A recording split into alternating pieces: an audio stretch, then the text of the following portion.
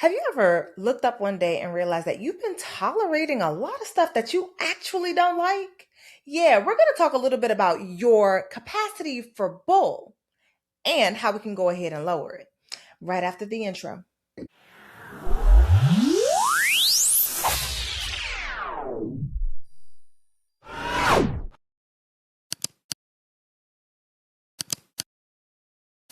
And welcome back to another episode of the Daily Donna with me, your host, Dr. Donna Oriowo, sex and relationship therapist in the Washington, D.C. metro area, author of Drink Water and Mind Your Business, a Black woman's guide to unlearning the BS and healing self-esteem. Let me tell you that the BS really do be outside, though. And it's so much so outside that we have internalized it in here and decided that BS is what we need because we are resilient.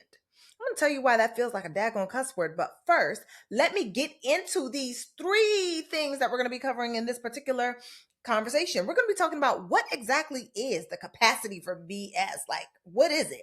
Number two, how does it actually show up in our lives?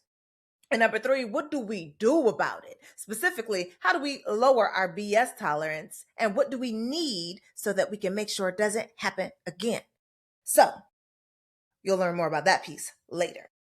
First things first, what exactly is capacity? Capacity is basically the amount or number that we can contain or accommodate. Usually, we have two scoops with our hands of someone's BS that we probably could endure, but a lot of us end up adding in our arms. So we change our capacity to match the BS that other people want to give us. So we grow our container instead of saying, hey, I'm full off you. Let's do something about that.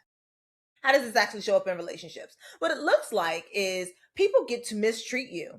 Sometimes it starts off really small. It's like missed events, phone calls that never happened, whatever. And then it just gradually builds and builds and builds to the point where you don't expect them to do good things, where you don't expect them to show up.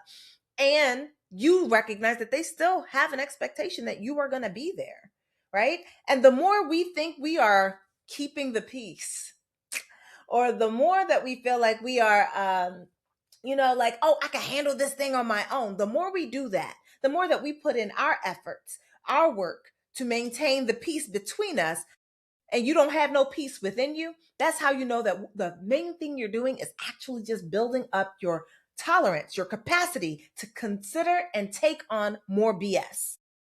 So for me, how do we get there? I think of it as boiled frogs. I know, why are we boiling frogs? But that is the best analogy out here. If somebody changes up on you real quick, like it's hot, it's heat, it's everything, you jump right back out of it and be like, hey, excuse me, no. However, if it starts with tepid water and then they gradually make it hotter and hotter and hotter, eventually they have boiled frog. Baby, that's you. You are the frog that they boiled. They boiled you into the BS. How we break out of that BS, now that is, I would say, some different stuff. Now, here's the thing. In order to lower your BS capacity, you're still going to need to replace the fact that you have this capacity with something else. So we don't just lower the BS capacity, we also increase our capacity for pleasure. That is a question that I ask in my book. What is your pleasure capacity? And when I tell you that when it comes up in the therapeutic space that people are flummoxed, they have no idea how to answer that question, it mostly just reinforces to me that all of us have been taught how to have and hold a BS capacity. And the thing is, you know that you have one because they'll say things like, you're so resilient. Sometimes the people in your life will say, oh, you're so nice. I knew I could count on you. Usually they know what your capacity is to do things, and they know about your capacity to endure and take the BS without ever actually moving yourself out of it. You are upset by it. You don't like it. It doesn't feel good. You feel some type of way. And yet nothing changes because in some ways you've kind of gotten used to the way that people behave. And so you don't expect them to do any change. So you continue to purchase the peace at your expense. So they get their peace, but you paid for it because peace between doesn't always mean peace within. Anyway, let's just go ahead and get into how do we actually lower our tolerance for BS. You're not going to like this homework, okay, friend? The first thing you have to do is notice it. It's in three parts. Notice it, name it, and communicate it. First thing is notice it. It means that you are probably going to be feeling a little bit more irritated as you do this part of the work. You need to notice every single time somebody is bringing you some BS. Notice how it feels in your body, but more than that, you need to name it. Who did it come from? Who was the harbinger of this particular form of BS? Write it down. How did it make you feel? Where did you notice it in your body? This is doing some reconnaissance work on you. This is the getting to know you better. This is building that self-concept, knowing what doesn't feel good, right, safe, or sane for you.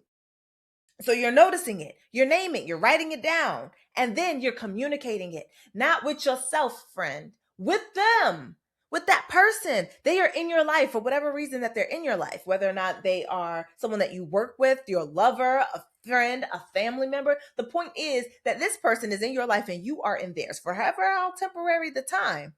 If you feel that it will be valuable in the long run, have the conversation and set the boundary. Hey, I don't like it when X happens. I noticed that this thing has been happening and it doesn't really feel good for me. Can we do this instead?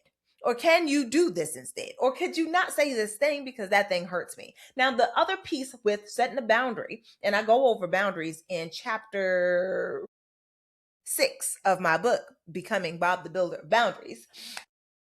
But where it comes right down to it, if an uncommunicated boundary is a secret between you and you cannot just have the boundary change up how you move and never have a conversation with them. They don't have context for what has been going on, especially if you have been very silent about the fact that you don't like the interaction that you have with this person.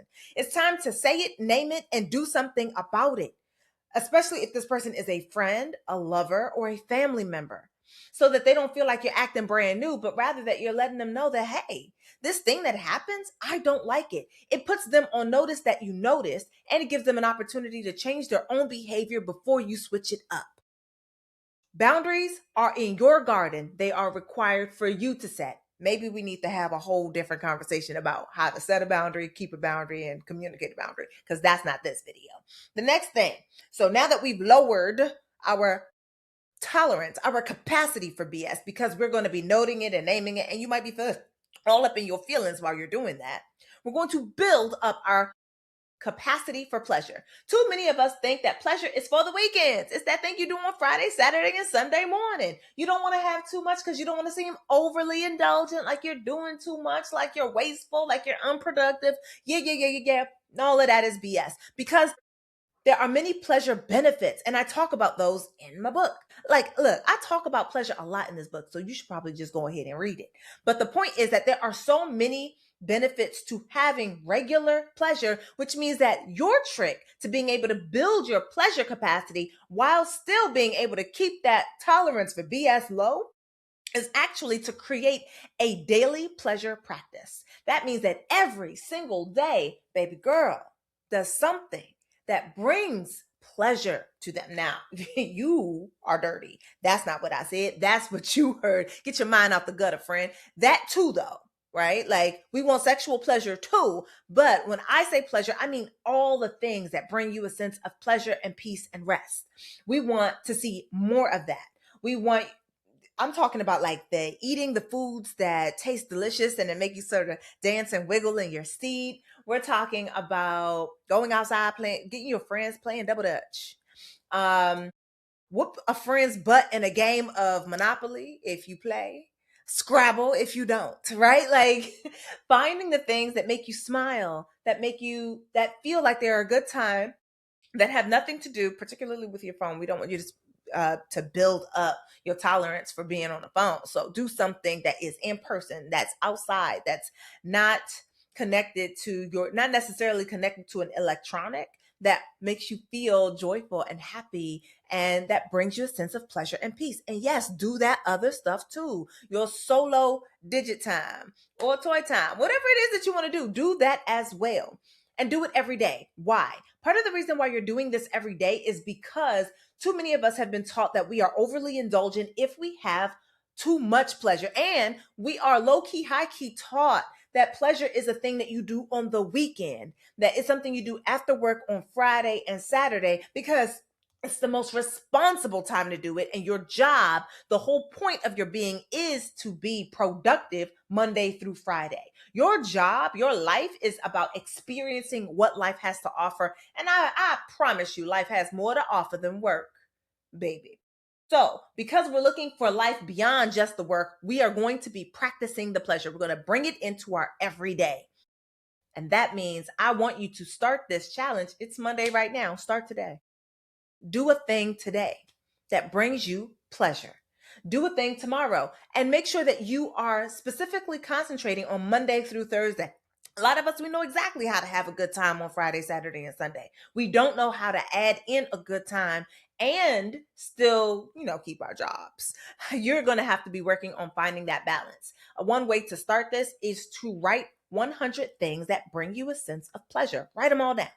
All the things that you can think of. Do it in one sitting. Stop trying to cheat and do it over a week. No, no, no, no. One sitting, all the things that make you smile, that make you happy, that make you joyful, that give you pleasure. Write them all down and then schedule the time in your calendar. Make it protected time. Protected time means that nothing disturbs this thing. You can move it up and down in your day, but we are not jettisoning it from the schedule. We're doing it every single day. Now you know and probably have now clocked that you have been silently increasing that BS capacity and got people out here calling you so resilient. Resilience is just another name, another way that we're saying that you are very easily a person that I get to neglect. You can clock it in the way that they use that word all over, especially when we're talking about children and their resilience. They're so resilient. Black women are so resilient. It's the way that they say it so that they don't have to change any of their behavior. And there are people in your life that are using the same sort of energy and using the same sort of language to describe your resilience so that they don't have to change it up, and so that you will be the one to continue to build your capacity for BS. It's time to stop. Drain that pool and put something new in. All right, I am Dr. Donna. This is the Daily Donna, and I will see you when tomorrow, where we will have another conversation with a therapeutic edge. All right, don't forget, hit me in the comments. I would like to know, what is something that you've been quietly building your BS capacity for, and how will you stop? Tell me in the comments. All right, y'all. Bye.